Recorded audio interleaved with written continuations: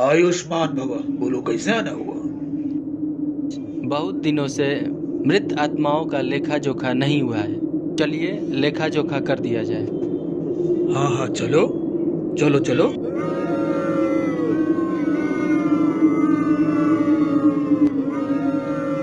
यह राजू छिलके की आत्मा है। अच्छा अच्छा, ठीक है, उसे बुलाओ। राजू छिलका हाजिर हो। प्रभु प्रणाम प्रणाम। आयुष्मान भव। राजू छिलके ने काफी लड़कियों को छेड़ा है, अच्छा अच्छा। किंतु कई लड़कियों को उनकी क्लास में सहायता भी किया है। यमराज, यह बताइए, इसे स्वर्ग भेजा जाए या नर्क भेजा जाए? तो वाकई मामला गंभीर है, इसके बारे में सोचा जाएगा। वो आप मुझे कहीं भी भेज दीजिए, बस वहाँ कन्याएं अच्छी अच्छी होनी चाहिए। आइटम यमराज, आप समझे नहीं? नहीं चित्रगुप्त। वो आप मुझे कहीं भी भेज दीजिए, बस वहाँ कन्याएं अच्छी अच्छी होनी चाहिए। कन्याएं?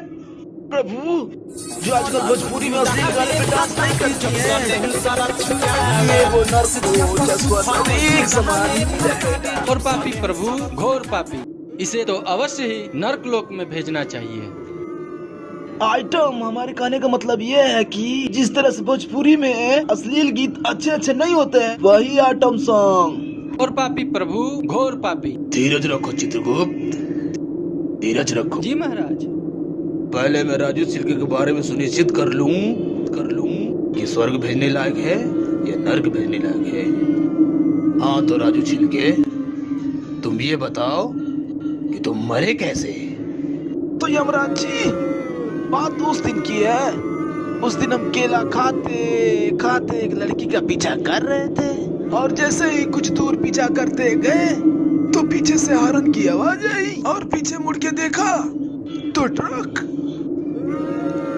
तो इसका मतलब ट्रक ने तुमको छिलका बना दिया? नहीं प्रभु, नहीं प्रभु। क्यों रे छिलके, तेरे शहर में सारे ट्रक पीछे से मारते हैं क्या? सामने से नहीं मारते? सारे मरने और मारने का मजा ही खराब कर देते हैं। नहीं महाराज, ऐसा बिल्कुल नहीं हुआ। ट्रक मुझे पीछे से मारता तब तक हम केले के छिलके पे ही फिसल गए, और ट्रक मेरे ऊपर से निकल गया। ये तो बताओ तुम मरे कैसे? तो ये तो आप ही ना बताएंगे महाराज कि आपने बिना मरे मुझे उठाया कैसे। तो क्या ये पाप नहीं है महाराज? चित्रगुप्त जी इसको साइड में खड़ा करो, हम इसका हिसाब बाद में करेंगे। जी प्रभु। चलो तुम उधर साइड में खड़े हो जाओ। महाराज, ये जो दूसरी आत्मा है, ये एक लड़की की है जिसका नाम लाली है। ठीक है, उसको बुलाओ। लाली हाजिर हो।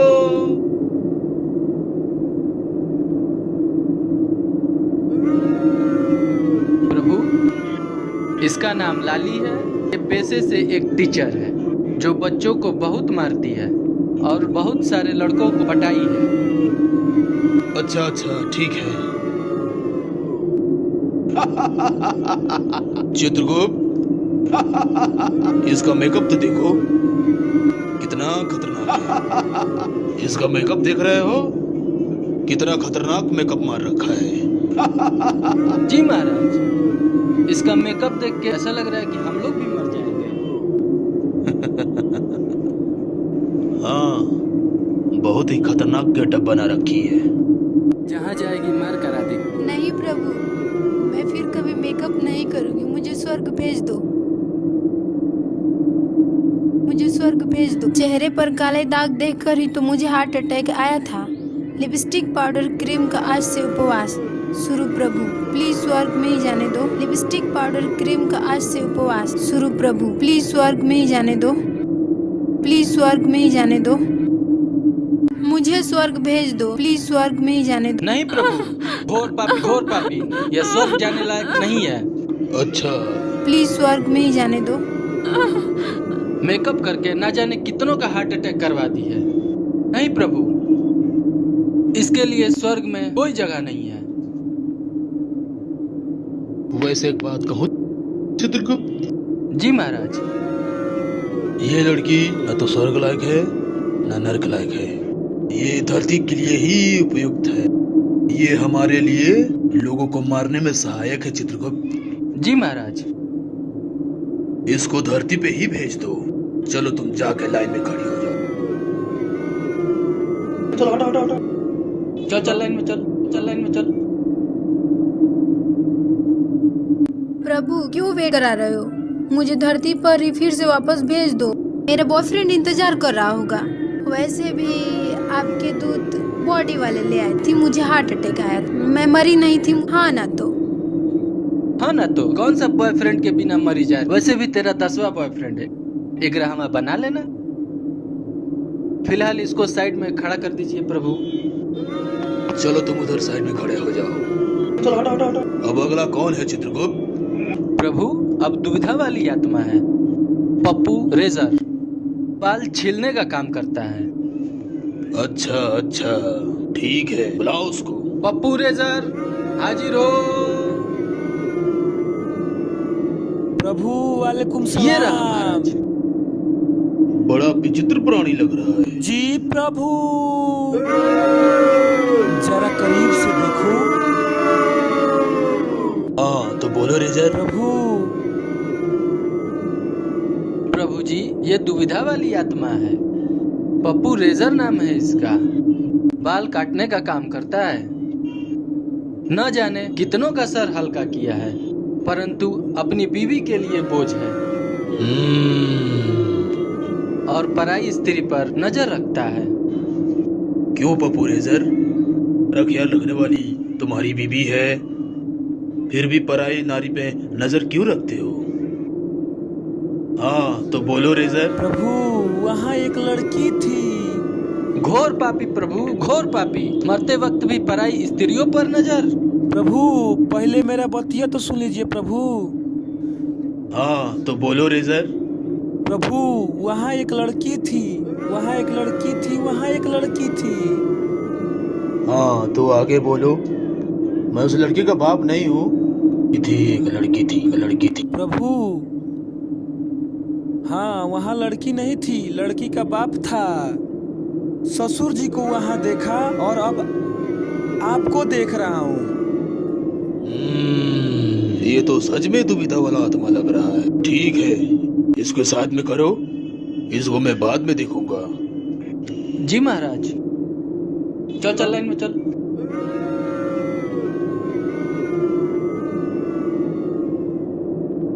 हाँ तो अगला कौन है? प्रभु जी अगला है जुगनू मंचला। जुगनू मंचला।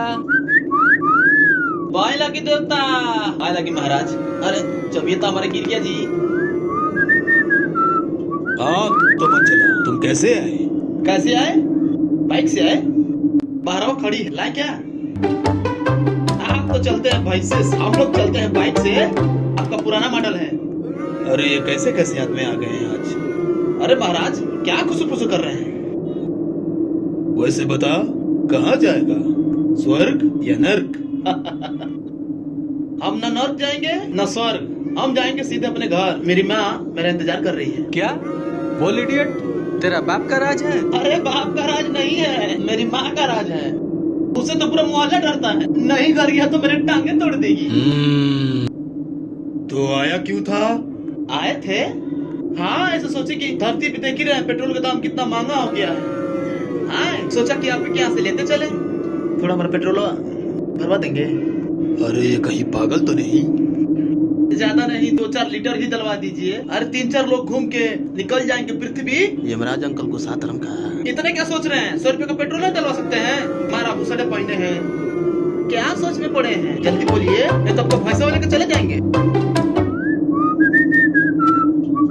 अरे चित्रगुप्त, अरे ये कौन है यार? अरे अंकल ये आपका चंपिया क्या बोलेगा? ऐसा करो, इसको बाइक के साथ बांधकर 50 ग्राम पेट्रोल से जलाकर उसको। इतना सुंदर शरीर बनाए हैं। अरे घास में समझे क्या आग लगा दे? अरे हम तो पेट्रोल मांग रहे हैं, पेट्रोल दीजिए हम घर जाएं। अपने मैनेजर से बोलिए कि जल्दी कुछ न कुछ करे। महाराज, यदि पेट्रोल ही होता तो ये देवता लोग काहे को गाय, बैल, शेर आदि पर घूमते? अरे तो घूमी है, नई नई बुलेट आया, नई नई गाड़ी आई है, वैसा घूम रहा है ये मोटा वाला। अरे थोड़ा अपडेट होइए। लायक, तेरी तरह बाइक से नहीं चल सकते थे। हाँ तो हमारा फैसला कीजिए, जो भी करना है, मुझे घर जाना है। माँ इंतजार कर रही होगी, भी करना है, मुझे घर जाना है। पेट्रोल ही होता तो ये देवता लोग काहे को गाय, बैल, शेर आदि पर घूमते? ये आपकी प्रॉब्लम है। हाँ तो हमारा फैसला कीजिए, जो भी करना है, मुझे घर जाना है। अरे चित्रगुप्त, अरे यार ये कौन है? हटाओ इसको जल्दी। जी महाराज। अच्छा बाय लगी, चलते हैं।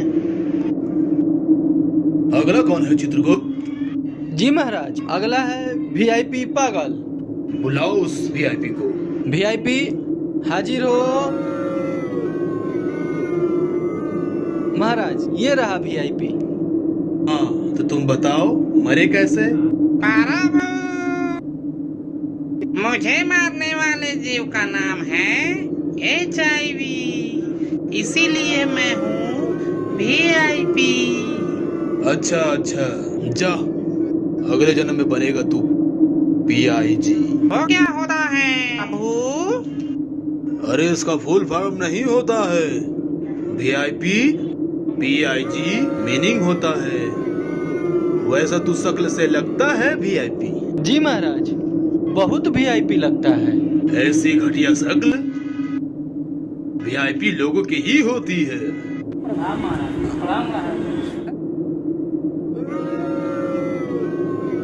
कहिए, किस उद्देश्य से आना हुआ? ऐसा है, भारत से आने वाली आत्माओं को स्वर्ग न भेजा जाए, क्योंकि उनके रिजर्वेशन का कोटा फुल हो चुका है। ये कैसे हो सकता है?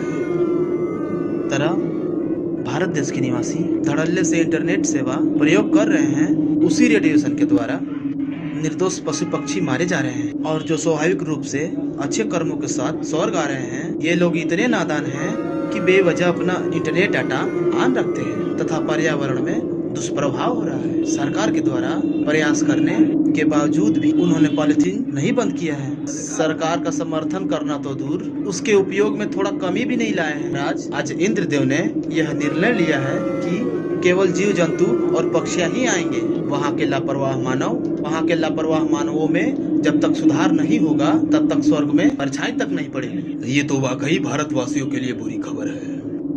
बेचारे, तुम किस रे आए हो नरक पुत्र? नरक के महाराज ने यह संदेशा भेजा है कि भारत के लोगों को नरक में भी कोई जगह नहीं है। ये क्या? हाँ महाराज, क्योंकि आए दिन भारत की सेना के जवानों को आए दिन आतंकवादी मार रहे हैं। नरक तो पहले से ही फुल है, और सुनने में आया कि आतंकवादियों का एक जत्था नरक आने वाला है। और सबसे बड़ी समस्या तो ये है कि हर आतंकवादी 72 हूरे का डिमांड कर रहा है। उनके लिए अब हम 72 हूरे कहाँ से लाएं? हाँ तो अब तुम क्या करोगे? हम नरक के चुड़ैल और पिशाचनियों को मेकअप करके उनकी इच्छाओं को पूर्ति कर रहे हैं, और नरक का माहौल दिन प्रतिदिन प्रेममय होता जा रहा है। और जैसे ही मेकअप हटता है, आतंकवादी धोखा धोखा चिल्लाने लगते हैं। इसलिए हम लोग उनके मुंह में खौलता हुआ तेल डालकर नरक की भट्टी में जला देते हैं। लगभग सभी आतंकवादियों के साथ यही हो रहा है। ऐसा करने से के मुंह से 72 हूरों का मांगना बंद हो जाता है। अति उत्तम चित्रगुप्त, अति उत्तम, अति उत्तम। लेकिन अब भारतवासी क्या करें? ना ये लोग स्वर्ग लायक हैं, न नर्क लायक है। यमराज का बुलावा आने के बाद किसी न किसी को तो स्वर्ग या नर्क जाना ही पड़ता है। प्रभु, मेरे जाने का वक्त हो गया है, कृपया मुझे आज्ञा दें। ठीक, आयुष्मान भव।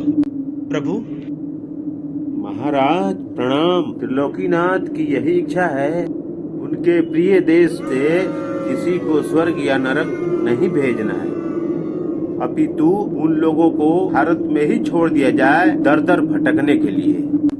प्रभु, आपको तो ज्ञात ही होगा। ऐसा कैसे हो सकता है? ऐसा ही हुआ है प्रभु, को तो ज्ञात ही होगा कि भारत देश के लोग अपने आप को कभी सुधरना ही नहीं चाहते। आपको मालूम ही है कि भारत शीघ्र ही एक बड़ी जनसंख्या वाला देश बनने जा रहा है। वहाँ के लोग धर्म के नाम पर संतान को ईश्वर की इच्छा का बहाना बना करके निरंतर जनसंख्या बढ़ा रहे हैं। और तो और प्रभु, कुछ लोग ऐसे भी हैं जो वंश बढ़ाने के नाम पर जनसंख्या बढ़ा रहे हैं, जबकि उनको ज्ञात है प्रभु, और आपको भी ज्ञात है, स्वयं नारायण श्री कृष्ण का अवतार लेकर के आए थे तो उनको ऐसा श्राप मिला था कि उनका वंशज कोई नहीं बचेगा। ऐसा श्राप उनको गंधारी द्वारा मिला था। अगर वो चाहते तो इस श्राप से मुक्ति पा सकते थे या इस श्राप से बचने के लिए कोई रास्ता निकाल सकते थे, किंतु उन्होंने ऐसा नहीं किया प्रभु, जबकि वो जानते थे वंश बढ़ाना ये सब बेकार की बातें हैं। सबका मालिक केवल और केवल प्रकृति है और हम सब उनके वंशज हैं, जो एक क्षण के बाद सभी काल के गाल में समा जाएंगे। फिर ये वंश बढ़ाने की परंपरा क्यों? साथ ही लोग संतान को ऊपर वाले की देन मानकर, जो बिल्कुल निराधार है।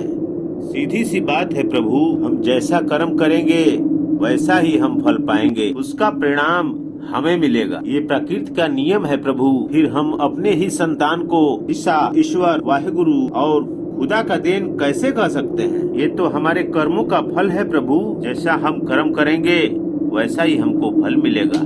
सही कह रहे हो। इतना ही नहीं प्रभु, लोग चिल्ला चिल्ला कर बोलते हैं कि नारी पूजनीय है, नारी को सम्मान मिलना चाहिए, लेकिन इनके नजर में नारी बच्चा पैदा करने वाली मशीन है। बेकार के ये झूठे मूठे अभियान चलाते हैं। प्रभु, मैं आपसे पूछता हूँ, क्या नारी बच्चा पैदा करने वाली मशीन है और उसका जीवन पालन पोषण करने तक ही सीमित है? अतः त्रिलोकीनाथ ने ये निर्णय लिया है कि जब तक भारतवासी नारी का सम्मान और पर्यावरण संरक्षण का संकल्प नहीं लेते, तब तक भारत का कोई भी आत्मा स्वर्ग या नरक तक उसकी परछाई तक नहीं आएगी। त्रिलोकीनाथ का यह कदम बिल्कुल सराहनीय है। वैसे भी इनको पता ही नहीं कि ये लोग जिंदा हैं या मुर्दा। चित्रगुप्त, इन पांचों को धक्के मारकर धरती पर भेज दो, वहीं भटकने के लिए।